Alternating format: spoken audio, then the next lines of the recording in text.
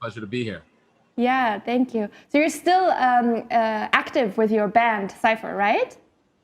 Well, yes, actually, we never exactly retired. We just kind of hibernated. And every year or two, we're called out of hibernation to play a festival or something like that. So Cool. that's absolutely Right. So how, I mean, what has punk music, maybe specifically, taught you about social movements? what doesn't it teach me about social movements, I think is actually maybe the more appropriate question. So for folks who don't know much about the punk and hardcore scene and the punk and hardcore aesthetic and punk and hardcore music, it's not simply a sound. It's actually an approach to community and approach to art.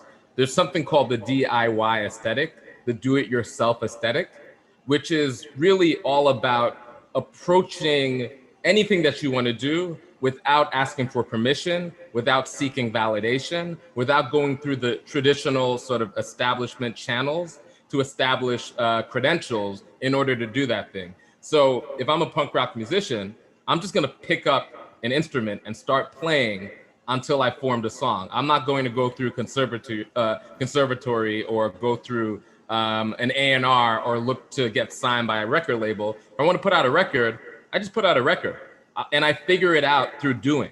And in doing that, I also give permission to others in my community to also do things in a direct way, right? So I go directly to the source, right? And in the same way, direct action, when we do mobilizations, for example, in the United States, when tens of millions of people hit the streets, we often hit the streets and went to police departments, right? Direct actions go directly to the source of the crisis, the source of the contradiction, and seek to resolve that contradiction, right? So it's a very do-it-yourself attitude towards politics. And in doing that, we give others permission to also do those things, which is why social movements grow exponentially, because we give others permission to do those things. And we say, move, don't ask for permission, don't seek any type of official channel in order to move politically.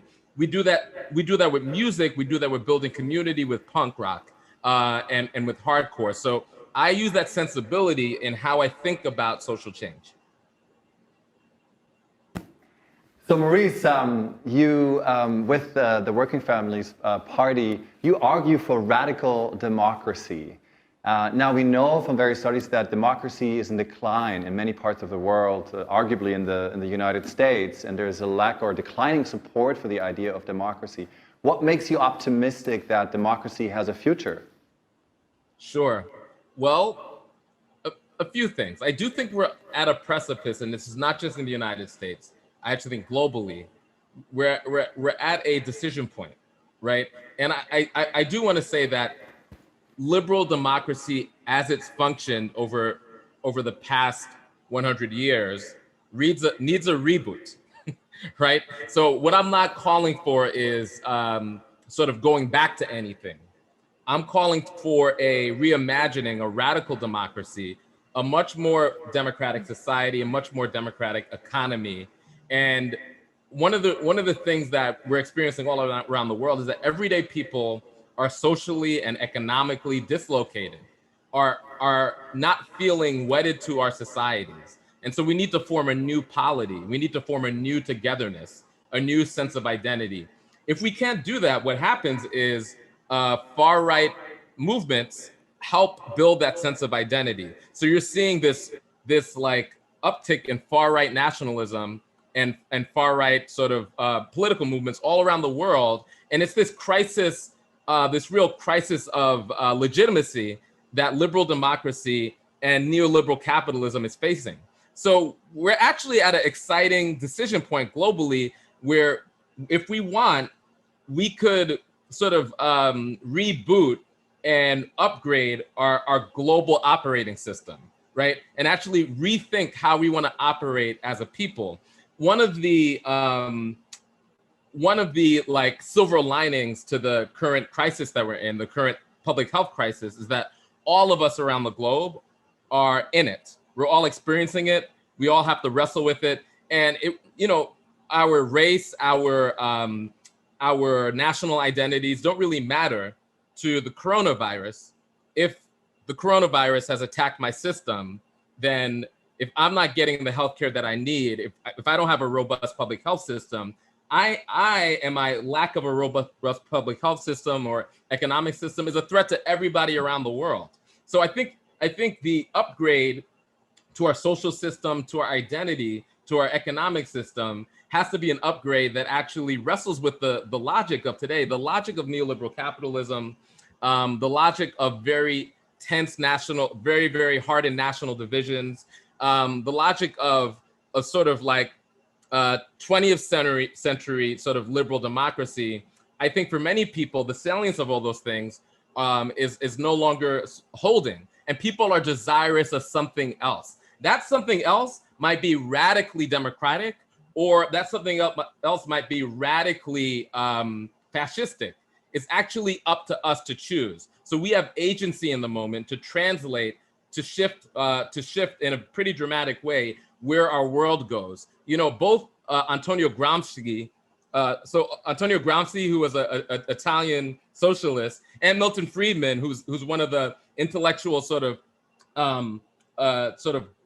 fathers of neoliberalism, both agree on this subject that in moments of crisis, that is actually when significant social change can happen. I would posit that we're in a significant moment of global crisis, intersecting crises, from climate crisis to economic crisis to a public health crisis that all of us are experiencing. And so, what do we do in this opportunity, and how do we shift? I've witnessed how in moments of crisis we either build very, very bad policy, but we also have an opportunity to build very, very transformative policy in all the good ways. So it's really up to us. I would posit that this is a moment where our agency matters more than most moments.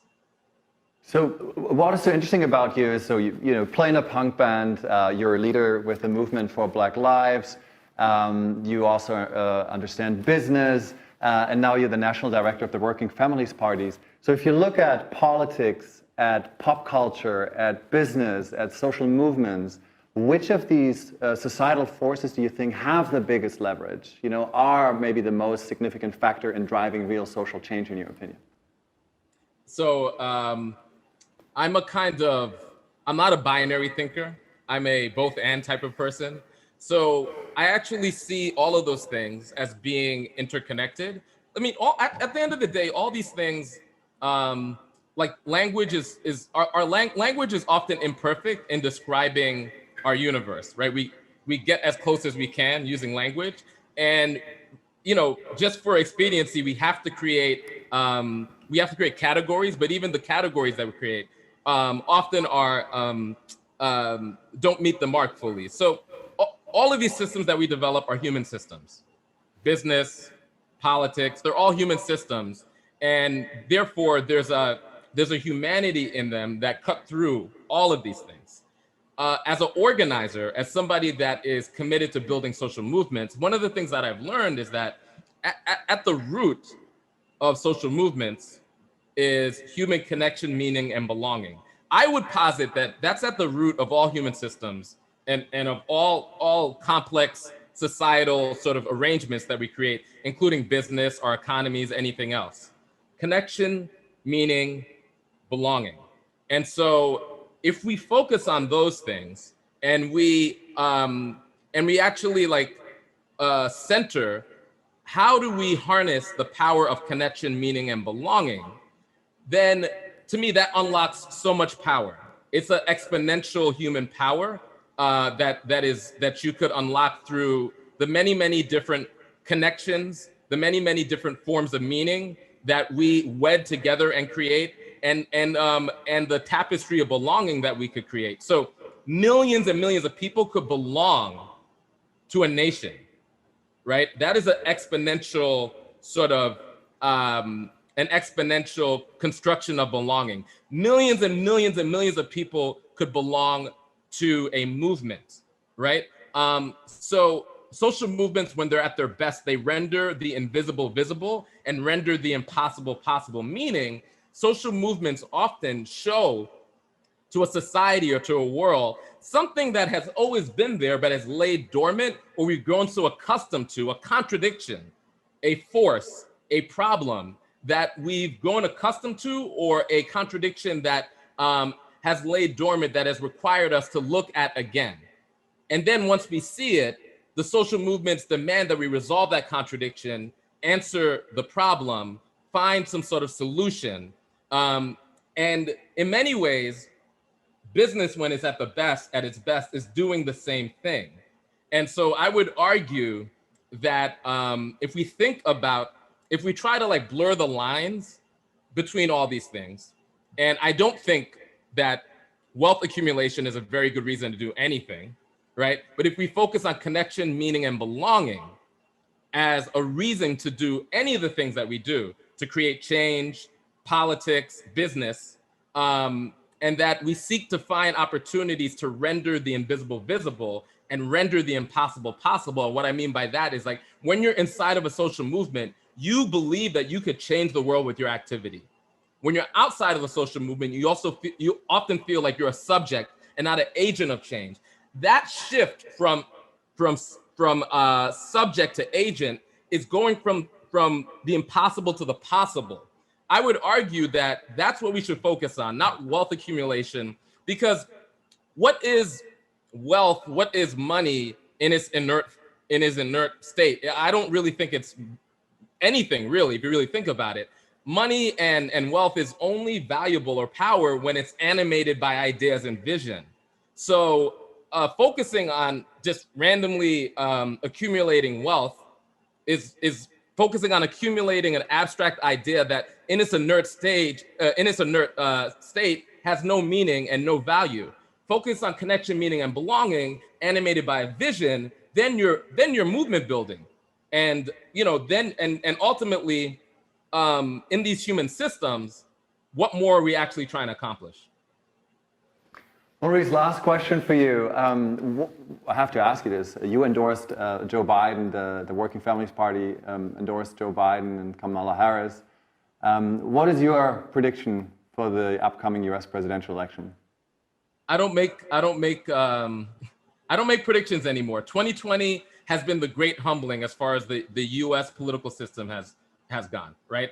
And so we endorsed Elizabeth Warren, we endorsed Bernie Sanders, and we finally endorsed Joe Biden.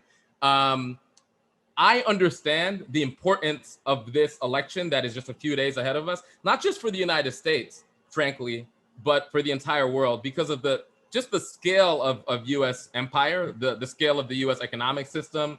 The direction of the United States political system has impacts on everybody. I'm actually a child of immigrants from the Caribbean. I'm thinking about my cousins in Trinidad and Grenada as much as I'm thinking about the people who will be voting in this election in the United States. I'm thinking about my comrades in Africa, Asia, and Europe as well. What I will say is that what I'm feeling on the ground, I've never experienced before in US politics.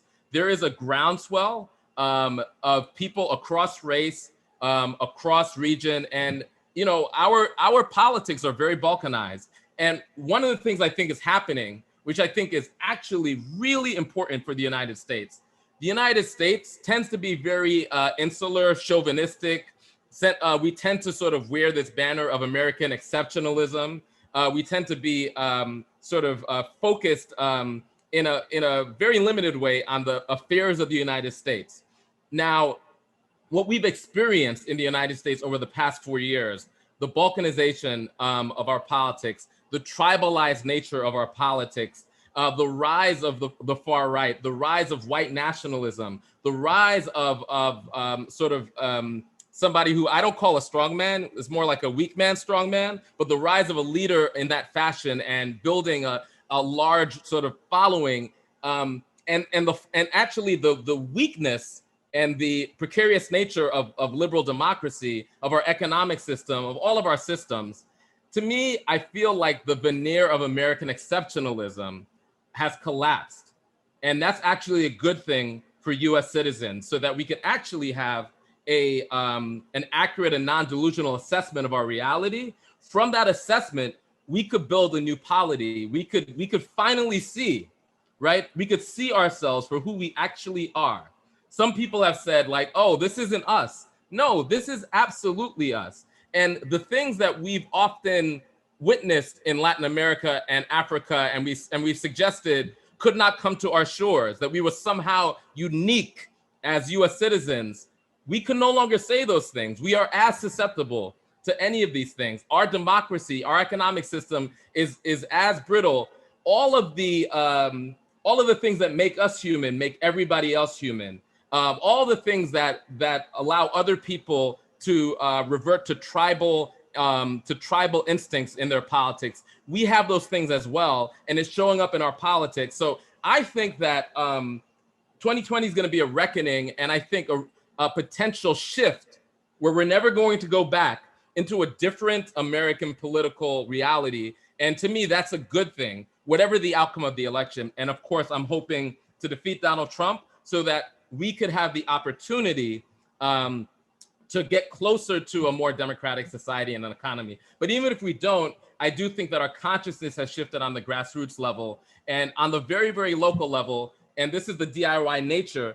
I'm not thinking about politicians. I'm not thinking about people, appointed leaders in the corporate class or in the political class.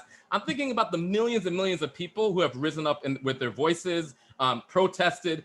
More than 26 million people hit the streets for Black Lives. I'm one of the folks who started the movement for Black Lives in 2014. All of those things make me very, very encouraged about our politics.